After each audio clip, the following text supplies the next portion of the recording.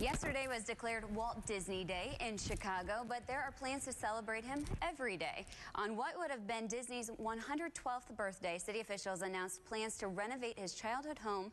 The plan is to restore it to what it looked like in 1901 and include an interactive museum. The project is expected to be finished in a year, and organizers say they hope this center will inspire creativity in children. Very nice. Very cool. Of course, he was born there, spent his early years there, and then they moved to a farm in Marceline, Missouri. So. Really?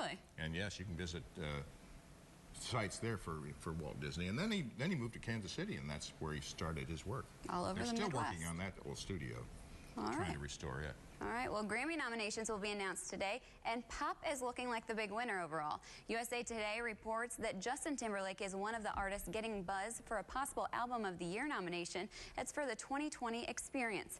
Macklemore and Ryan Lewis's album, The Heist, could also be in the running, along with Bruno Mars's Unorthodox Jukebox. For the Record of the Year, Robin Thicke's Blurred Lines looks like a front-runner, along with Mars's Locked Out of Heaven and Macklemore's Thrift Shop. How many people get the entire albums anymore? Yeah, you don't really. People don't really buy CDs anymore. You go on iTunes and buy stuff, so. Do you have any of those? I don't have any iTunes. You don't have Thrift Shop? Oh, jeez. Oh, we'll explain that later. Lindsey Vonn. You have many 45s? No, I don't. Okay. No, we're on two different playing fields, I think. Lindsey Vonn is ready to hit the slopes again. She plans to compete this weekend ahead of the Winter Olympics. The 29-year-old has not competed since February. That's when she hurt her knee. Then last month, she tore a ligament in her knee. Vonn took training runs this week at Canada's Lake Louise course and apparently is ready to get back at it. No, you have to be dedicated. Yeah, you do. She's been through a lot. Tough. Yeah. Okay. So there you go. Time for our trivia question. Mary Kay Ash started a business with $5,000 in savings. She turned it into a business worth $1.5 billion practically at the time of her death. We want to know what's the name of the company that she founded. The answer right after this. I might know this one. Oh, good. Maybe. You're watching KRCG 13 live at Sunrise. Fingers crossed.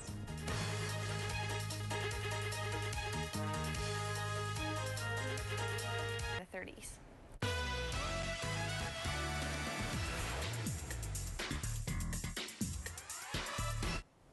An 18-year-old has been arrested for trying to steal part of the Porsche that Paul Walker was killed in.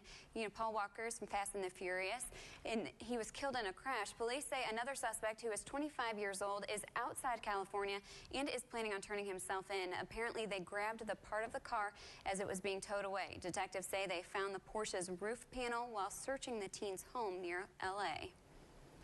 Awful there. It's not surprising. No. The way they're going, yeah. Right. I don't think anybody's too surprised. In other news, Rolling Stone took a lot of heat for putting one of the Boston Marathon bombing suspects on its cover in August. Now it's getting an award for it. Adweek declared it the hottest cover of the year, saying it's hands down the most memorable cover of the year. But Adweek wrote that the issues still sold twice as many issues from newsstands as usual, proving again that while sex sells, controversy does too. And so does bad taste. That's right. We'll be right back after the break.